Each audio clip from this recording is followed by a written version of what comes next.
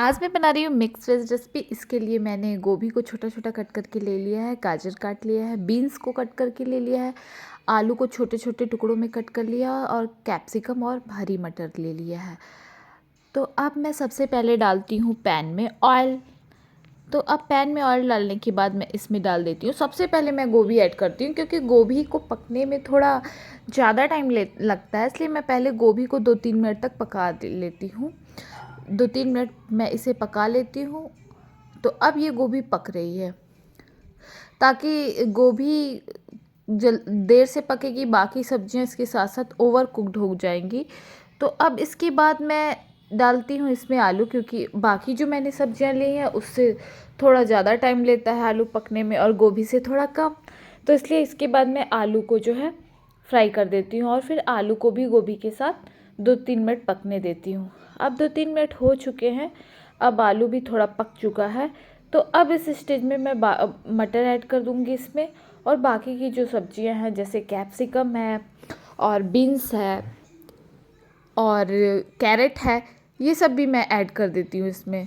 तो अब ये सारी सब्जियां ऐड करके अच्छी तरीके से मिक्स करके मैं इसको मीडियम फ्लेम पे पकने के लिए छोड़ देती हूँ। तो अब मैं सब्जियों को अच्छी तरह से मिक्स कर ले रही हूँ और इसके बाद मैं इसे थोड़ी देर के लिए पकने को छोड़ दूँगी। तो अब ये थोड़ी देर सब्जियां और पक गई हैं, तो मैंने फिर इसको चला लिया है अच्छी तरह से। सब्जियों को बीच बीच में चलाते रहने से वो सही रहता है। अब इस स्टेज पे मैंने इसमें ऐड कर दिया है नमक। तो अब गैस में साल्ट, तो साल्ट ऐड करने के बाद मैं इसे फिर थोड़ी देर के लिए ढक के पकने को छोड़ दूँगी। तो अब ये मेरी सब्जियाँ पक के लगभग तैयार हो चुकी हैं। सब्जियों को मिक्स वेज में ओवर कुक नहीं करना है। तो अब मैं इन सब्जियों को निकाल के रख ली हूँ। अब मैं फिर से पैन में डालूँगी ऑयल और इसके बाद मैं इसमें डालूँगी कुछ खड़े स्पाइसेस जैसे कि जीरा, सौंफ, चक्रफूल का एक छोटा सा टुकड़ा, छोटी सी दालचीनी, इलायची, 2-3 लौंग, काली मिर्च, ये सब मैं इसमें ऑयल में डाल करके पका लूँगी। तो अब ये खड़े मसाले मेरे पक गए हैं। अब इस स्टेज में मैं इसमें डाल दूँगी थोड़ी सी हरी मिर्च। तो हरी मिर्च डालने के बाद फिर मैं इसमें डालूँगी अदरक। तो पहले मैं हरी मिर्च को थोड़ा सा पका लूँगी। तो अब ये मेरी हरी मिर्च पक रही है, अब ये थोड़ी सी कुक हो गई है। अब इस स्टेज पे मैं इसमें अदरक लहसुन का पेस्ट डाल देती हूँ, ग्रेट करके रखा हुआ था मैंने। तो अब मैं इसे अच्छी तरीके से मिला लूँगी। तो अब ये मेरी लहसुन और अदरक भी अच्छी तरीके से पक गए हैं। अब इस स्टेज में मैं प्याज डाल देती हूँ। तो अब इसमें गए अनियन, और अनियन को भी डाल के मैं थोड़ी देर के लिए पका लूँगी। तो अब ये मेरे अनियन पकना स्टार्ट हो गए हैं। तो अब इस स्टेज पे भी मैं थोड़ा सा साल्ट ऐड करती हूँ। थोड़ा साल्ट मैंने जब सब्जियों को फ्राई किया था उसमें ऐड किया था, और थोड़ा सा साल्ट मैं इस स्टेज पे ऐड कर रही हूँ।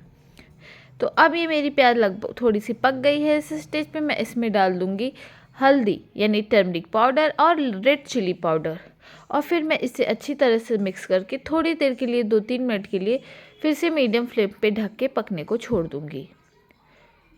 तो अब ये सब्जियां पक रही हैं। अब ये सब्जियां 2-3 मिनट हो गया है, अब ये थोड़ी सी पक गई हैं। अब इस स्टेज में मैं डालूँगी इसमें टमाटर। तो टमाटर को भी अच्छी तरह से मैं मिक्स कर लूँगी और उसके बाद भी इसे भी मैं कवर करके ढकने को छोड़ दूँगी। मैं वेट करूँगी कि टमाटर मेरे गल जाएँ।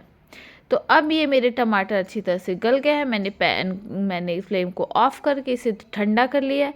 अब मैं इसे मिक्सर में पीस लूँगी। तो अब ये मैंने बहुत ही अच्छे तरीके से इसको पीस लिया है। तो अब चूँकि पहले से सारे खड़े मसाले ऐड थे, तो मैं अलग से मसाला नहीं डालूँगी। तो अब मैंने डाल दिया है पैन में ऑयल, और फिर इस स्टेज पे मैं जो पेस्ट बनाई रहती हूँ, टमाटर, अदरक, मिर्ची, मसाले, लहसुन, इन सब चीज़ों का जो पेस्ट रहता है उसे मैं इस स्टेज पे ऐड करके 1-2 मिनट के लिए ऐसे इसमें मिक्स करके पका लेती हूँ। तो अब ये पक रहा है। अब इस स्टेज पे मैं इसमें डालूँगी जो मैंने सब्जियां पहले से कुक करके रखी हुई हैं, उन्हें मैं इसमें मिक्स कर दूँगी। तो अब ये मैं देख रही हूँ, अब ये थोड़े से मसाले और पक गए हैं। तो अब इस स्टेज पे मैं सारी सब्जियां इसमें मिक्स कर दूँगी और फिर इसे अच्छी तरीके से मिला लूँगी। तो सब्जियों को ध्यान रखता है फ्राई करते वक्त ओवर कुक नहीं करना है, क्योंकि थोड़ा सा इसका स्टेज पे भी हमें सब्जियों को थोड़ी देर के लिए मिक्स करके पकाना होता है।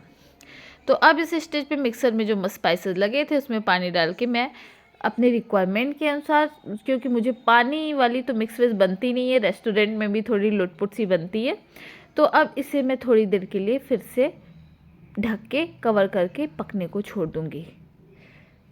तो अब मैं इसके पकने का वेट कर ले रही हूँ। अब मेरी सब्जियाँ लगभग पक चुकी है। अब इस स्टेज पे मैं इसमें डालती हूँ कसूरी मेथी, जो कि बहुत ही बढ़िया टेस्ट देता है मिक्स वेज रेसिपी में।